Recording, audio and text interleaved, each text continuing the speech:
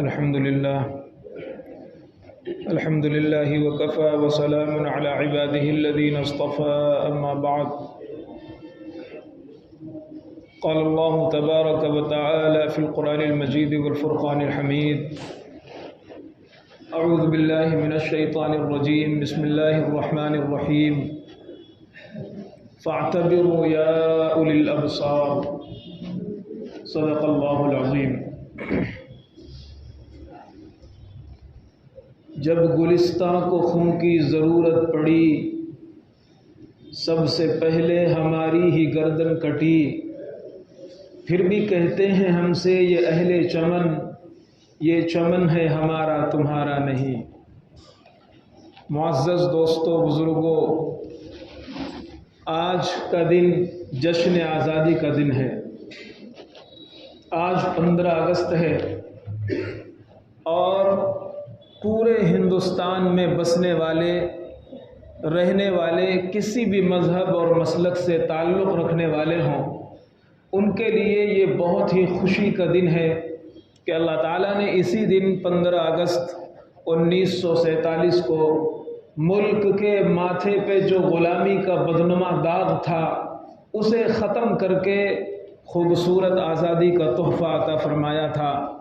اس لیے ہندوستان میں رہنے والے ہر ناگرک، ہر عام انسان کو آج کے دن خوشی کا اظہار کرنا چاہیے، اللہ کا شکر ادا کرنا چاہیے، لیکن عام لوگوں سے زیادہ مسلمانوں کو اس لیے بھی زیادہ خوش ہونا چاہیے اور اس لیے بھی زیادہ جشن منانا چاہیے اور اس لیے بھی زیادہ تاریخ کا تذکرہ کرنا چاہیے کہ ہندوستان کی پوری 300 سالہ تاریخ میں سب سے زیادہ اگر کسی کا یوگدان ہے اور سب سے زیادہ اگر کسی کی قربانیاں ہیں تو وہ ہمارے ہی آباء و اجداد تھے۔ بلکہ میں آگے بڑھ کر یہ کہتا ہوں کہ آزادی کا خیال اگر سب سے پہلے کسی کے دل و دماغ میں پیدا ہوا ہے تو وہ علماء تھے، وہ مسلمان تھے۔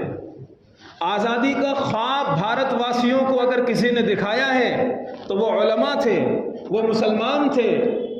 جس وقت لوگ خواب خرگوش میں مبتلا تھے، جس وقت لوگ انگریزوں کو صرف تاجر سمجھتے تھے، جس وقت لوگ انگریزوں کو صرف ایک باہر سے آنے والے بدیسی مہاجرین اور تاجرین کی فہرست میں گنا کرتے تھے، اس وقت ہمارے علماء نے، ہمارے اکابرین نے ان کے تیور دیکھ کر محسوس کر لیا تھا یہ بھیس بدل کر کے آئے ہیں، یہ تاجر نہیں ہیں، یہ ملک پر قبضہ کرنے کا پلان بنا رہے ہیں، یہ ملک پر قبضہ کرنے کا خواب دیکھ رہے ہیں۔ اور اس زمانے میں ہمارے علماء نے یہ بات کہہ دی تھی جب ہندوستان میں رہنے والے دوسرے لوگوں کو اس کی بھنک تک نہیں لگی تھی۔ شاہ ولی اللہ محدث دہلوی رحمۃ اللہ علیہ، شاہ ولی اللہ محدث دہلوی رحمۃ اللہ علیہ کا انتقال 1762 کے اندر ہوتا ہے۔ 1762 سے پہلے ان کے گھر میں ایک ہونہار ذیشان فرزند پیدا ہوتا ہے۔ 1746 کے اندر جسے دنیا بعد میں شاہ عبدالعزیز محدث دہلوی رحمۃ اللہ علیہ کے نام سے جانتی ہے، شاہ عبدالعزیز محدث دہلوی رحمۃ اللہ علیہ 1746 کے اندر دلی میں پیدا ہوتے ہیں۔ اس وقت 1707 سے اورنگزیب کی حکومت ختم ہو گئی ہے، انگریز غالب آ رہا ہے، قابض آ رہا ہے، بنگال کے علاقوں میں اور بہت سے علاقوں میں انگریز قابض آ چکا ہے۔ اس سے پہلے 1757 میں نواب سراج الدولہ کی فوجیں انگریز سے ٹکر کھا کر کے ٹکڑے ٹکڑے ہو چکی ہیں۔ اس کے بعد 1762 کے اندر بکسر کے اندر جو آج بہار کا علاقہ ہے وہاں بکسر کی عظیم جنگ لڑی گئی، اس میں بھی ہندوستانیوں کو شکست ہو چکی ہے اور بکسر کا علاقہ، اودھ کا علاقہ، بنگال کا علاقہ انگریزوں کے دھیرے دھیرے قبضے میں جا چکا ہے۔ یہ وہ دور ہے۔ اسی طرح 1761 سے لے کر 1769 تک ٹیپو سلطان کے والد حیدر علی جنگ لڑ کر کے انگریزوں کو ہار دلا کر کے خود شہید ہو گئے ہیں۔ 1782 میں جب ٹیپو سلطان کے والد شہید ہوئے اس وقت ٹیپو سلطان نے اپنے والد کی مسند سنبھالی، میدان کارزار میں اپنے والد کی جگہ کھڑے ہوئے۔ 1782 سے لے کر 1799 تک ٹیپو سلطان نے 4 جنگیں لڑی ہیں۔ 1799 میں جب ٹیپو سلطان کو شہید کر دیا گیا اس وقت انگریز نے ٹیپو سلطان ان کی لاش پہ کھڑے ہو کر کہا تھا آج دنیا میں کوئی ایسا نہیں ہے جو ہندوستان پر قبضہ کرنے سے ہمارے قدم روک سکے۔ یہ وہ دور تھا۔ شاہ عبدالعزیز یہ سب دیکھ رہے ہیں، یہ سارا منظرنامہ دیکھ رہے ہیں، نواب سراج الدولہ کی شکست دیکھ رہے ہیں، میسور کی جنگیں ان کے سامنے ہیں۔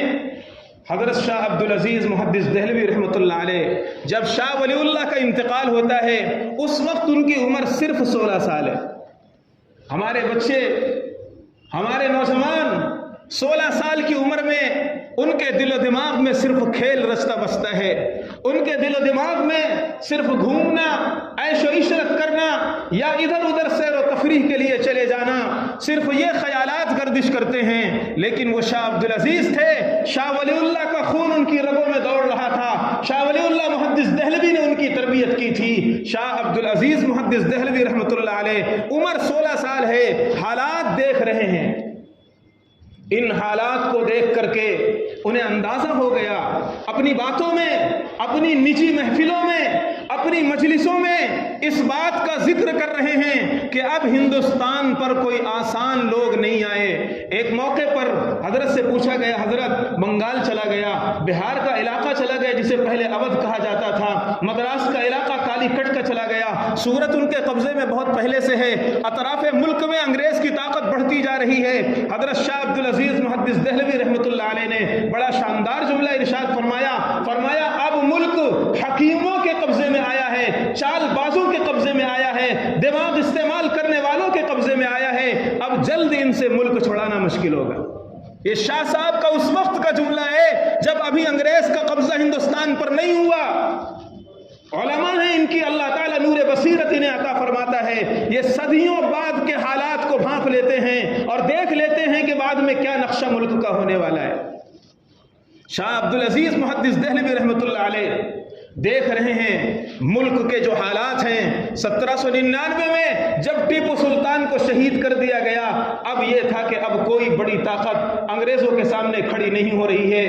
جو بادشاہ تھا دلی سے پناہ لے کر کے وہ الہ آباد میں چھپا ہوا تھا، اتنا کمزور مغلیہ سلطنت ہو گئی تھی کہ خود اپنا دفاع نہیں کر پا رہی، بلکہ اپنی جان کی حفاظت کے لیے نواب شجاع الدولہ کی ماتحتی میں الہ آباد میں بادشاہ قیام کیے ہوئے ہیں۔ وہاں پر انگریز پہنچتا ہے، معاہدہ تیار ہوتا ہے، پھر خیر بات آگے بڑھتی ہے۔ 1803 کی وہ تاریخ آتی ہے۔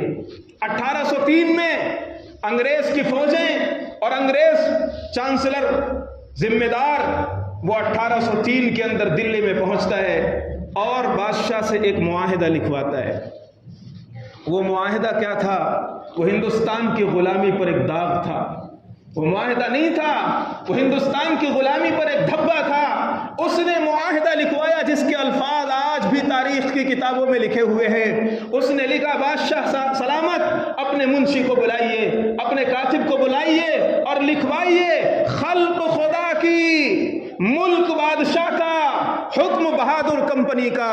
آج کے بعد یہ ہندوستان میں رہنے والی مخلوق تو اللہ کی ہوگی، سلطنت کا رقبہ یہ نام کا آپ کا ہوگا، لیکن ملک میں اگر کوئی راج چلے گا تو وہ ایسٹ انڈیا کمپنی کا چلے گا۔ ملک میں اگر کوئی غلبہ چلے گا، کسی کا بول چلے گا، کسی کا حکم چلے گا تو وہ ایسٹ انڈیا کمپنی کا چلے گا۔ بادشاہ کو سائن کرنا پڑا، دستخط کرنی پڑی اور یہ منظور ہو گیا۔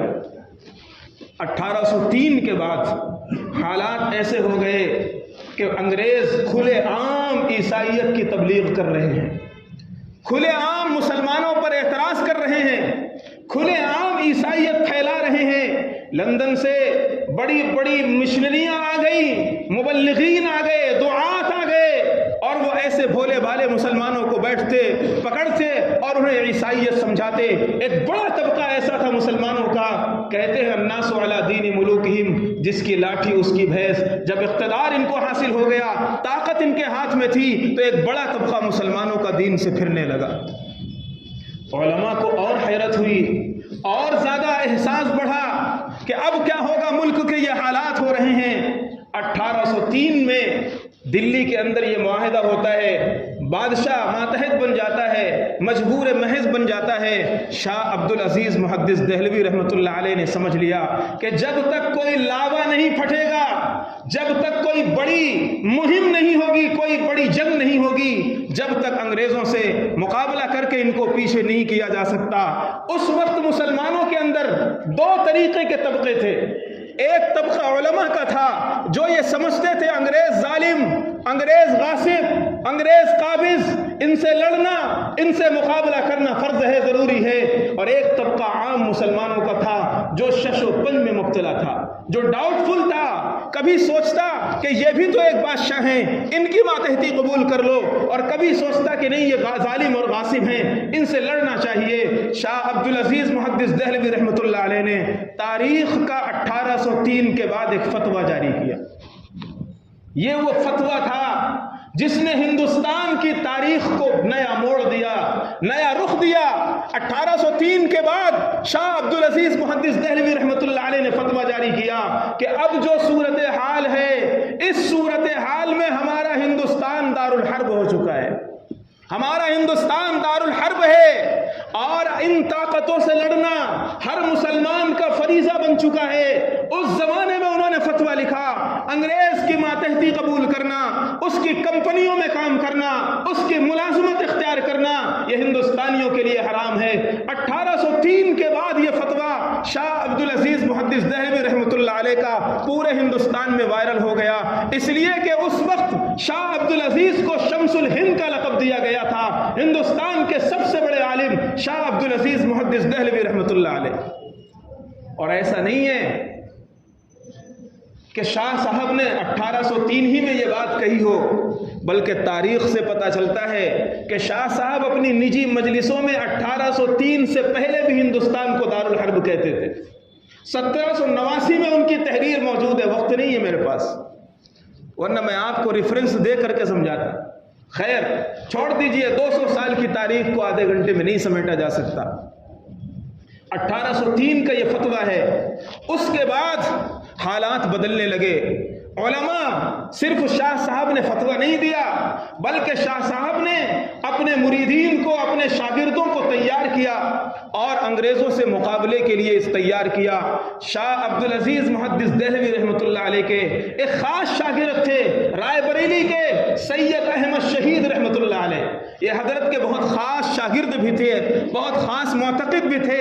حضرت کو معلوم ہوا کہ سرحد کے علاقے میں پنجاب سے آگے راجہ جسونت راؤ اور ان کے منہ بولے بھائی امیر خان نے انگریزوں کے خلاف ایک متحدہ محاذ قائم کیا ہے۔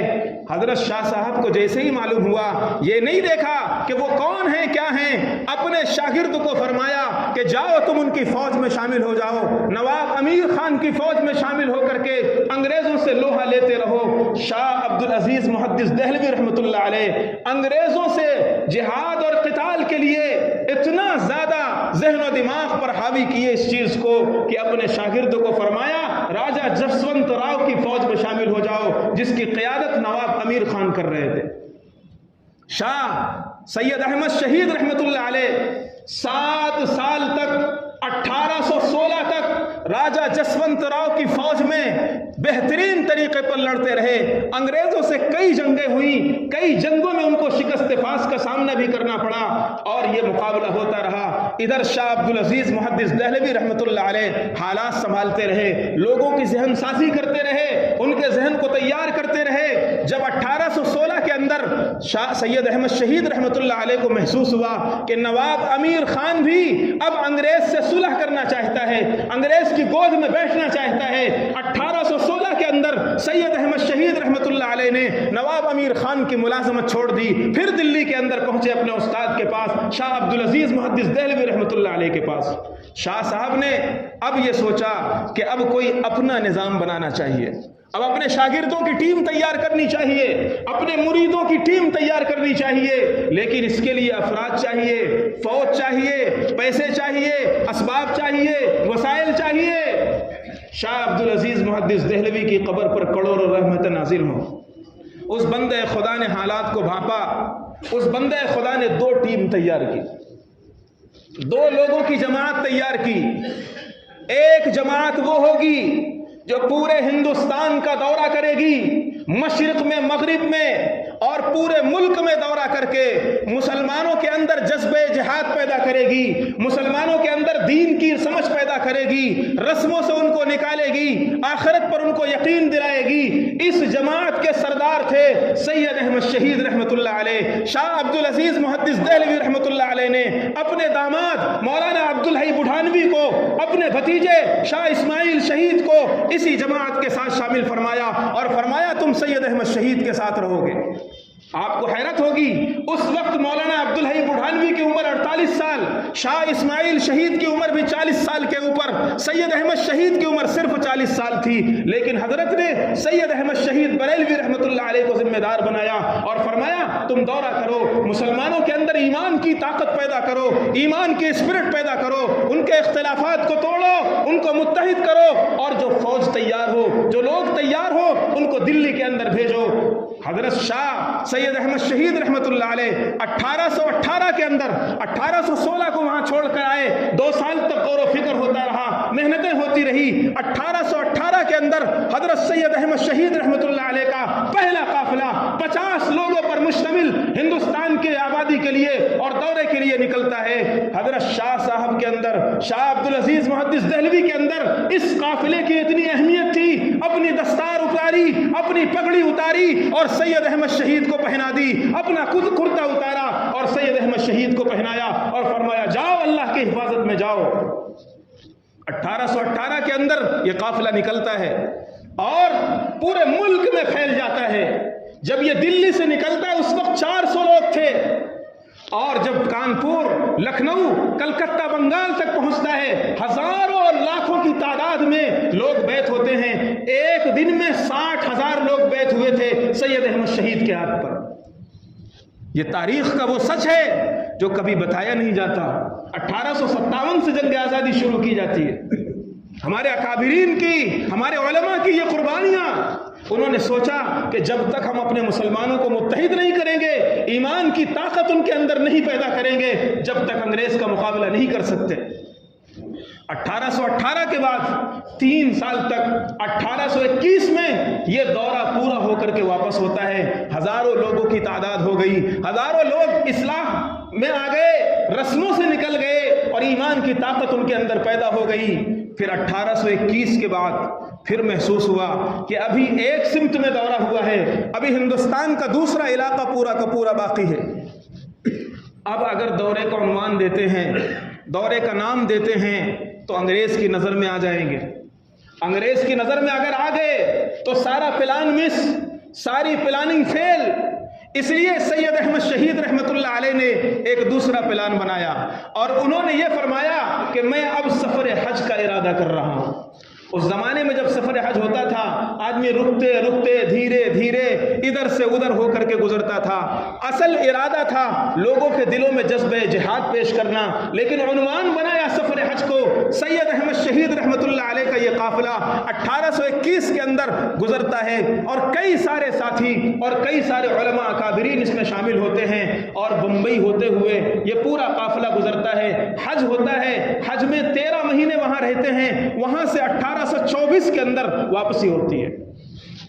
اب جب 1824 کے اندر واپسی ہوئی، ایک اچھی خاصی تعداد اہل علم کی، مسلمانوں کی ان کے ہاتھ پر بیعت ہو چکی تھی، ان کے مرید اور شاگرد بن چکے تھے، جان کی بیعت لے چکے تھے، افراد اور وسائل جمع ہو گئے تھے. 1824 میں صرف 7 دن بعد حضرت شاہ عبدالعزیز محدث دہلوی کا انتقال ہو جاتا ہے. سید احمد شہید واپس آتے ہیں، رائے بریلی میں ہیں، لیکن 7 دن کے بعد شاہ عبدالعزیز کا انتقال دلی کے اندر ہو جاتا ہے. سید احمد شہید رحمۃ اللہ علیہ نے جب ان کا استاد ختم ہو گیا، مربی ختم ہو گیا، ایسا لگا جیسے سہارا ٹوٹ گیا ہو، تنظیم کو کچل دیا گیا ہو. جو اسپرٹ پیچھے سے مل رہی تھی، جو طاقت مل رہی تھی، وہ ایک دم ختم ہو گئی ہو. لیکن شاہ عبدالعزیز کا جسم فنا ہو چکا تھا. شاہ عبدالعزیز دنیا میں نہیں تھے، لیکن ان کی پھوکی ہوئی آگ جل رہی تھی، ان کا پھوکا ہوا چراغ بجھا نہیں تھا. سید احمد شہید رحمۃ اللہ علیہ نے فرمایا کہ میں اپنے استاد کی دی ہوئی تعلیمات کو کبھی پیچھے نہیں چھوڑوں گا. 1824 میں آتے ہیں اور باقاعدہ اپنی ٹیم کو جمع کرتے ہیں، اپنے افراد کو جمع کرتے ہیں، پھر سرحد کے علاقے میں یہاں پہنچتے ہیں۔ سرحد کے علاقے میں پنجاب کے آگے افغانستان کا پورا علاقہ یہ انگریزوں سے مقابلہ کر رہا تھا۔ 1826 میں سید احمد شہید رحمۃ اللہ علیہ، شاہ اسماعیل شہید رحمۃ اللہ علیہ، مولانا عبدالحی بٹھانوی رحمۃ اللہ علیہ، بڑے بڑے اکابرین دلی سے کوچ کر کے پنجاب کے علاقے تک پہنچتے ہیں، لیکن خدا کی قدرت کو کچھ اور ہی منظور تھا۔ یہ لوگ اپنی تدبیر کر رہے ہیں اور اوپر تقدیر اپنا کھیل کر رہی ہے، اللہ کو کچھ اور منظور ہے۔ ایک سکھ راجہ سامنے آ جاتا ہے، انگریزوں سے تم مقابلہ نہیں کر سکتے۔ اس کو یہ لگا کہ اگر یہ لوگ سرحد پر قابض آ گئے تو پھر یہ ہمارا بھی صفایا کر دیں گے، اور جب ہمارا صفایا کر دیں گے تو ہمارا رجواڑا، ہماری گدی اور ہماری طاقت ختم ہو جائے گی۔ اس لیے انگریز سے مقابلہ کرنے سے پہلے سکھ برادری اور سکھوں کا راجہ ایک سامنے آ گیا اور اس نے کہا مقابلہ ہم سے کرنا ہے، انگریزوں سے آپ نہیں لڑ سکتے۔ سید احمد شہید رحمۃ اللہ علیہ نے اس کے نام ایک خط لکھا، وہ تاریخ کی کتابوں میں وہ خط آج بھی موجود ہے، بڑا عجیب لکھا۔ فرمایا او خدا کے بندے، ہم مال کے پجاری نہیں، ہم حرص نہیں رکھتے دولت کی، ہمیں ملک اور سلطنت کی ذرہ برابر لالچ نہیں ہے، ہم جیت کر کے یہ ملک تجھے دے دیں گے، تو ہمارے راستے میں روڑا مت بن، تو ہمارے راستے میں مت آ۔ لیکن وہ اپنی طاقت کے نشے میں تھا، اس نے کہا نہیں، انگریزوں سے مقابلہ کرنا ہے، پہلے ہم سے لڑنا پڑے گا، پہلے ہم سے مقابلہ کرنا پڑے گا۔ مجبوری میں سید احمد شہید رحمۃ اللہ علیہ کی جماعت کو اور فوج کو سکھوں سے مقابلہ کرنا پڑا۔ کئی جنگیں ہوئیں، شروع میں مجاہدین کو غلبہ بھی ہوا، کئی میدان فتح ہوئے، لیکن پھر ایسا ہوا کہ انگریز بڑا سازشی ہے۔ پوری جنگ آزادی کی تاریخ میں انگریز نے دماغ سے ہندوستانیوں کو بہت مارا ہے، طاقت سے کم دماغ سے بہت مارا ہے۔ جب سید احمد شہید رحمۃ اللہ علیہ کی یہ جماعت وہاں تھی سرحد کے علاقے میں، تو وہاں پر ایک بدنام کرنے کے لیے ایک مہم چلائی گئی۔ اس زمانے میں وہابی کا لفظ بہت بدنام تھا، آج بھی بدنام ہے، بعض لوگ کہتے ہیں وہابی ہے، دیکھو وہابی ہے۔ اس زمانے میں وہابی کا لفظ بہت بدنام تھا۔ سید احمد شہید رحمۃ اللہ علیہ کی جماعت کو باقاعدہ انگریزوں نے اعلانیہ طور پر تمام مسلمانوں میں یہ پھیلایا کہ یہ وہابیوں کی جماعت ہے، اور اس زمانے میں وہابی کا مطلب دین سے بے دین، دین سے بیکار، ایک دم غافل، وہ جماعت۔ چنانچہ ایسا اثر ان پٹھانوں میں ہوا، سرحدی علاقے والے مسلمانوں میں ایسا اثر ہوا، ایک رات میں سید احمد شہید کے 4000 مجاہدین کو شہید کیا گیا، ایک رات میں، اور خود مسلمانوں نے شہید کیا، اپنوں نے مارا۔ سید احمد شہید رحمۃ اللہ علیہ نے جب دیکھا ان کا حوصلہ ٹوٹ گیا۔ 4000 مجاہدین کس کو بولتے ہیں؟ 4000 کی فوج کسے کہتے ہیں؟ الگ الگ علاقوں میں جو مجاہدین تھے خود مسلمانوں نے ان کو مارا۔ سید احمد شہید رحمۃ اللہ علیہ کا دل ٹوٹ گیا، بچے ہوئے اپنے سپاہیوں کو اور ساتھیوں کو لے کر کے بالا کوٹ کی پہاڑی پنجاب سے آگے پڑتی ہے، وہاں آ گئے، اور وہاں یہ ارادہ تھا کہ تھوڑا تھوڑا دھیرے دھیرے لوگوں کو جمع کرتے رہیں گے۔ لیکن راجہ رنجیت سنگھ کے بیٹے شیر سنگھ کو پتہ چل گیا کہ بالا کوٹ کی پہاڑی پر سید احمد شہید کی فوج رکی ہوئی ہے، وہ جماعت رکی ہوئی ہے۔ ان کے پاس 3000 ساڑھے 3000 کی جماعت تھی، وہاں سے 20000 کی فوج لے کر کے راجہ رنجیت سنگھ کا بیٹا شیر سنگھ آتا ہے، مارکے بالا کوٹ کے نام سے تاریخ کے اندر یہ جنگ موجود ہے۔ جنگ ہوتی ہے جمعہ کا دن، صبح 10 بجے کا وقت ہے، مجاہدین کی تعداد تھوڑی سی ہے، لڑائی ہوتی ہے، اچھی خاصی تعداد میں ان لوگوں کے لوگ مارے جاتے ہیں، لیکن انجام کار مسلمانوں کو شکست ہوتی ہے۔ سید احمد شہید شہید ہو جاتے ہیں، شاہ اسماعیل شہید ہو جاتے ہیں، مولانا عبدالحی شہید ہو جاتے ہیں، اور یہیں سے تحریک سید احمد شہید کو دفن کر دیا جاتا ہے۔ آج بھی بالا کوٹ کی پہاڑیوں میں ان اکابرین کی قبریں زندہ ہیں، ان اکابرین کی قبریں روشن ہیں۔ 1831 کا یہ واقعہ ہے، مارکہ بالا کوٹ 1831 کے اندر ہوتا ہے، اور یہ تاریخ ہے۔ مسلمانوں کے اندر ان حضرات کو شہید کر دیا گیا، لیکن ایسا نہیں ہے کہ سید احمد شہید کو اگر شہید کر دیا گیا تو ان کی آواز کو بھی دبا دیا گیا ہو، ان کی تحریک کو بھی جلا دیا گیا ہو، ایسا نہیں۔ سید احمد شہید کے ہزاروں شاگرد تھے بہار کے اندر اور اسی طرح دلی کے اندر مولانا قاسم علماء صادق پور، پٹنہ جسے آج کہتے ہو اس کا نام صادق پور تھا۔ جنگ آزادی کی تاریخ میں جگہ جگہ آئے گا علماء صادق پور، اس سے مراد پٹنہ کے علماء ہیں جسے آج پٹنہ کہا جاتا ہے بہار کے علاقے میں۔ علماء صادق پور میں مولانا مولوی قاسم کا نام بہت اونچا ہے، حضرت سید احمد شہید کے شاگردوں میں انہوں نے جنگ کی، ان کو بھی شکست ہوئی، بالآخر یہ معاملہ چلتا رہا، لیکن علماء کو محسوس ہو گیا ہلکی پھلکی پھلجھڑیوں سے معاملہ ختم ہونے والا نہیں ہے، ایک بڑی جنگ ہونی چاہیے۔ چنانچہ جگہ جگہ نجی مجلسوں میں اس کی تیاریاں شروع ہو گئی۔ ادھر اللہ کی طرف سے ایسا ہوا، اس تاریخ تک ابھی تک باقاعدہ غیر مسلم ہماری جماعت میں شامل نہیں تھے۔ ابھی تک جنگ آزادی کی اتنی عظیم تاریخ میں، 100 سالہ تاریخ میں باقاعدہ برادران وطن شامل ہوں، ایسا بہت کم ہوا ہے۔ کسی جگہ ہو گئے ہوں گے اکا دکا، اس کا میں انکار نہیں کر رہا۔ ساری جنگ اور سارا صحرا یہ اکابرین اور مسلمان کے ہاتھ میں۔ خیر، اس کے بعد لگا مسلمانوں کو کہ سب کو ساتھ لینا چاہیے، تنہا آگے نہیں بڑھنا چاہیے، اور اس کے لیے کچھ پلاننگ کرنا چاہیے۔ ادھر اللہ کی طرف سے ایک ایسی چیز منظور ہو گئی اور ایسی بات پیش آ گئی کہ انگریزوں نے ہندو اور مسلم کرنا شروع کر دیا، لڑاؤ اور حکومت کرو کا رول اپنانا شروع کر دیا۔ چنانچہ یہ کیا کہ جو کارتوس تھے اس میں گائے کی اور خنزیر کی چربی ملا دی گئی، گائے ہندوؤں کے لیے اور سور کی چربی مسلمانوں کے لیے، اور حکم تھا کہ اس کارتوس کو منہ سے کھینچو، وہ چربی تمہارے منہ میں لگنی چاہیے۔